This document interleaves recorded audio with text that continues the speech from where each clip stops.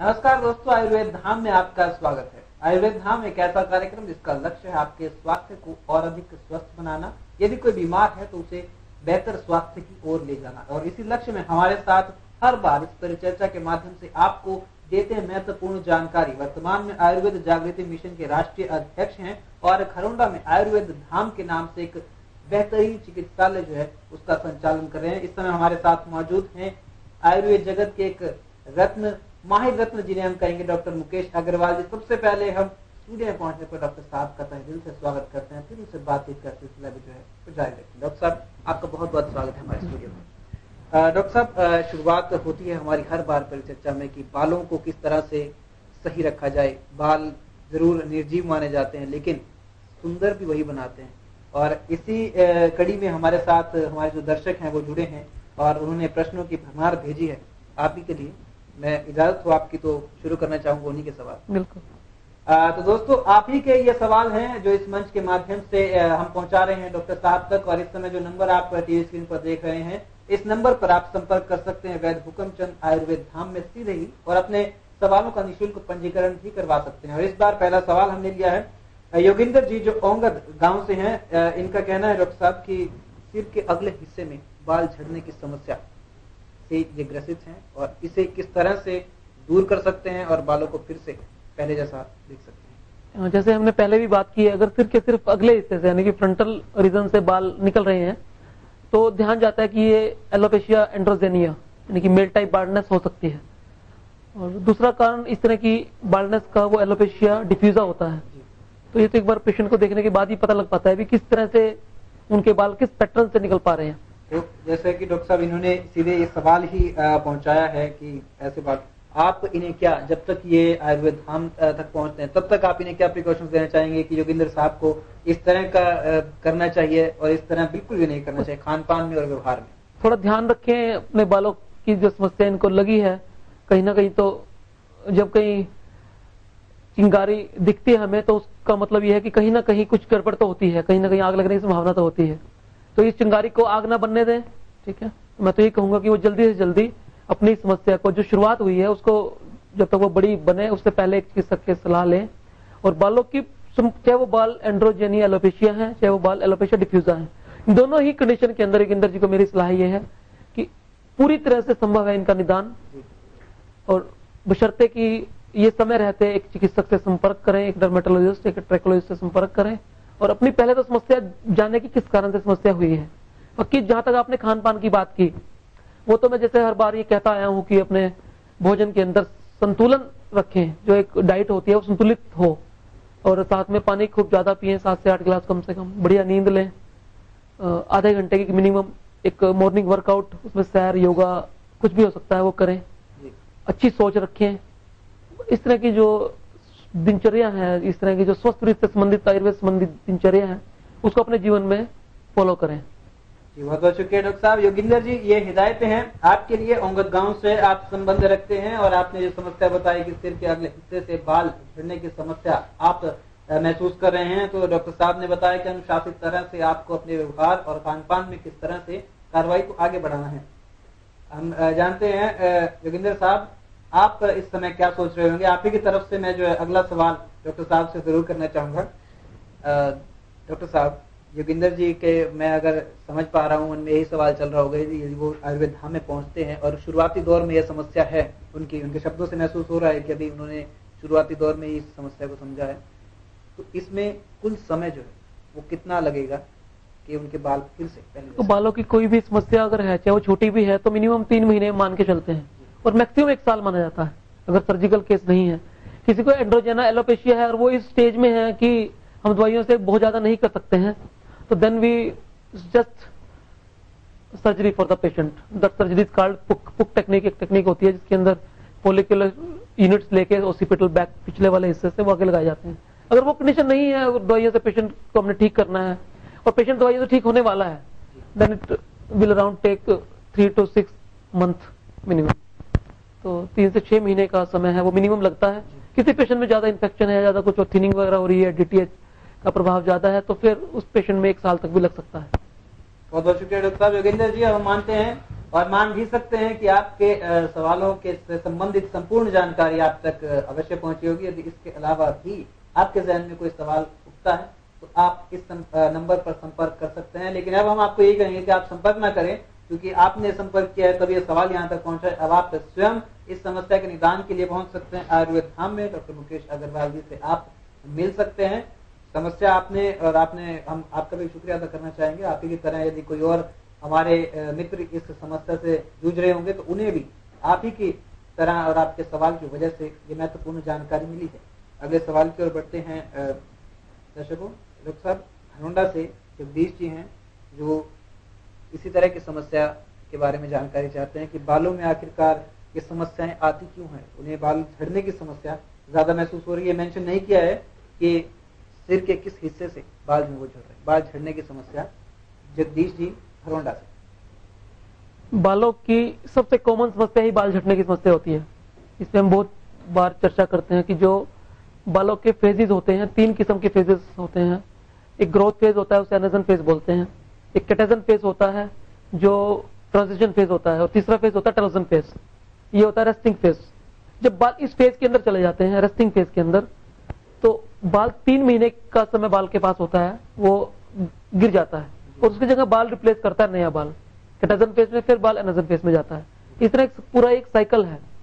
बाल झड़ने की समस्या कोई ऐसी गंभीर समस्या नहीं है।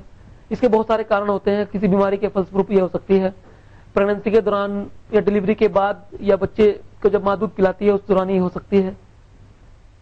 किसी लंबी चलने वाली बीमारी जैसे पीलिया है, टाइफाइड है, मलेरिया है, या और लंबी चलने वाली कोई बीमारी है, उसके तहत उसके दुष्परिणाम, उसकी दवाइयों के दुष्प्रभाव की वजह से बीमारी हो सकती है। यानी कि अलग अलग नाना प्रकार की वजह है यहाँ पर डॉक्टर साहब। लेकिन यदि कोई भी शख्स किसी भी वजह से बाल झड़ने की समस्या से ग्रसित है तो उसके इलाज में भी विविधता बरती जाती है कि सभी के लिए एक ही तरह का इलाज और दवाइयाँ रेकमेंड की जाती है। नहीं, वो ये डिपेंड करता है कि पेशेंट को बीमारी किस कारण से हुई है। अगर बालों में एलोपेशिया डिफ्यूजा है और सिर्फ बालों की फेज बदली है तो लगभग एक तरह की दवाइयाँ चलती हैं उसके अंदर। और अगर बालों में किसी तरह का इन्फेक्शन है, बालों की थिनिंग हो रही है, मेल टाइप बाल्डनेस की तरफ जा रहा है, तो उसके लिए फिर दवाइयाँ अलग होती हैं। तो ये पैटर्न और ये मैनेजमेंट तो पेशेंट को देख के ही हम बता सकते हैं। बहुत सारे एलोपेशिया डिफ्यूजा के केस में भी इसके अलावा कुछ और कारण होते हैं, तो वहां पे देखना पड़ता है कि विटामिन ए की कमी होती है, न्यूट्रिशन डेफिशिएंसीज होती हैं। उसी के अनुसार आप उन्हें दवाइयाँ जो है उसी हिसाब से पेशेंट को ट्रीट किया जाता है। बहुत बहुत शुक्रिया डॉक्टर साहब। दोस्तों, सवाल पूछने का हमारा मकसद यही था।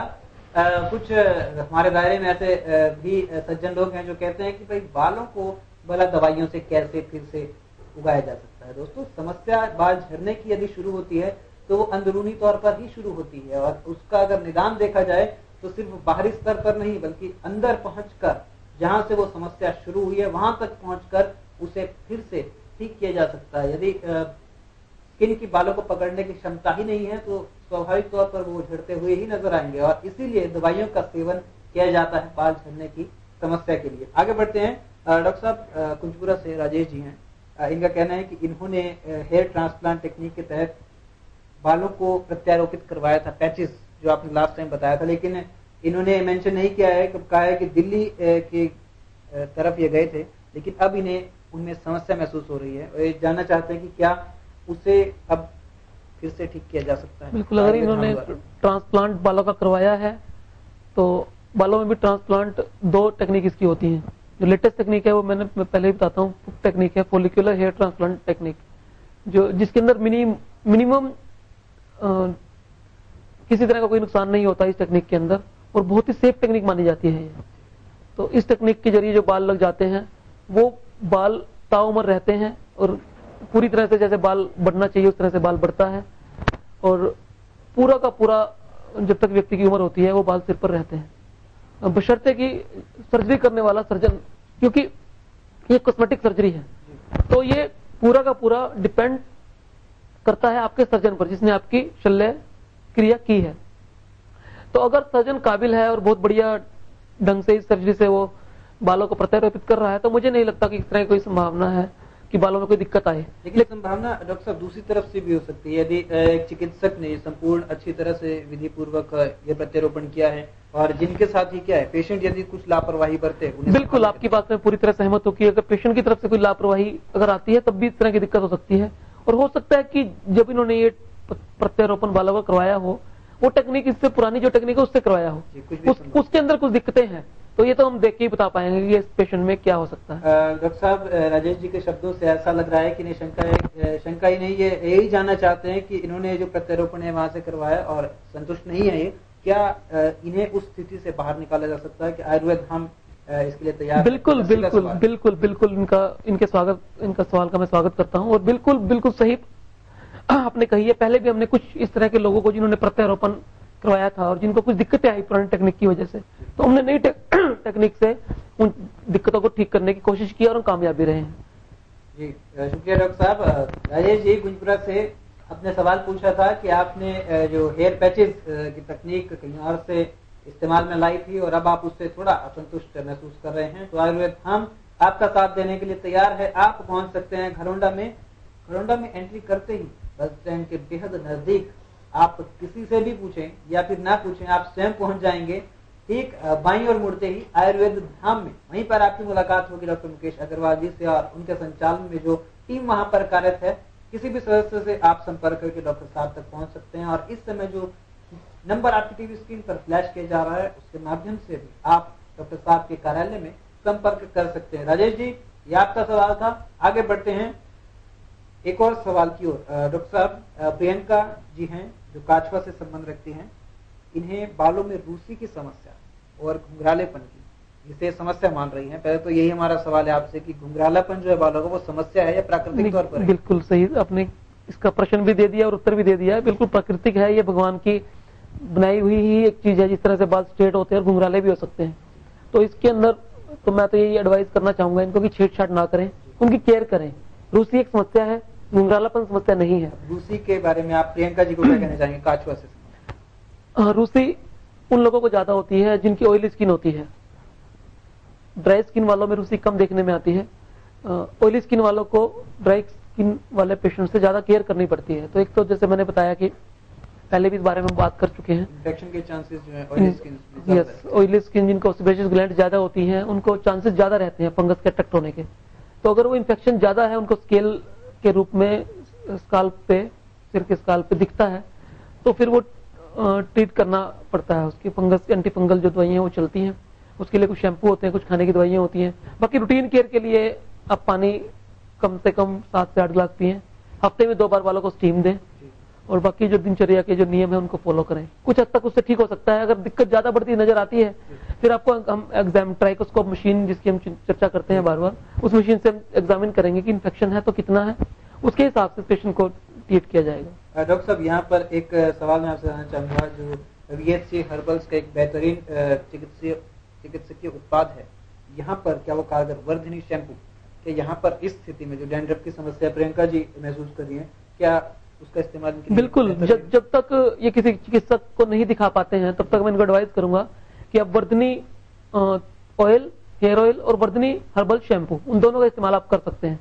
वर्धिनी हेयर ऑयल एक ऐसा प्रोडक्ट है जिसके अंदर चिपचिपाहट और स्मेल बिल्कुल नहीं होती है। चिपचिपाहट ना होने की वजह से ये फंगस को अट्रैक्ट नहीं करता है, फंगस को दूर करने में हेल्प करता है, बालों की थिनिंग को दूर करता है, बालों को पोषण देता है, बालों को घना, लंबा और काला बनाता है। और जो शैम्पू है वो स्पेशली डैंड्रफ को दूर करने के लिए ही बनाया है और 100% हर्बल है, जिसके अंदर किसी भी केमिकल का इस्तेमाल नहीं किया गया है। तो जब तक ये किसी चिकित्सक के संपर्क में नहीं आती है तब तक इनको मैं एडवाइस करना चाहूंगा प्रियंका जी को कि वो वर्धिनी हेयर ऑयल और हेयर शैम्पू का इस्तेमाल कर सकते हैं। बहुत बहुत शुक्रिया डॉक्टर साहब। प्रियंका जी, काछवा से आप हैं और आपने सवाल पूछा था कि बालों में डैंड्रफ की समस्या आपको महसूस हो रही है, तो उसके लिए आप जब तक आपको महसूस होता है कि अब स्थिति सामान्य है, तब तक आप इस्तेमाल कर सकते हैं वर्धिनी हेयर ऑयल और वर्धिनी शैम्पू का। उसका कोई नुकसान आपकी त्वचा या आपके बालों पर आपको नहीं होगा।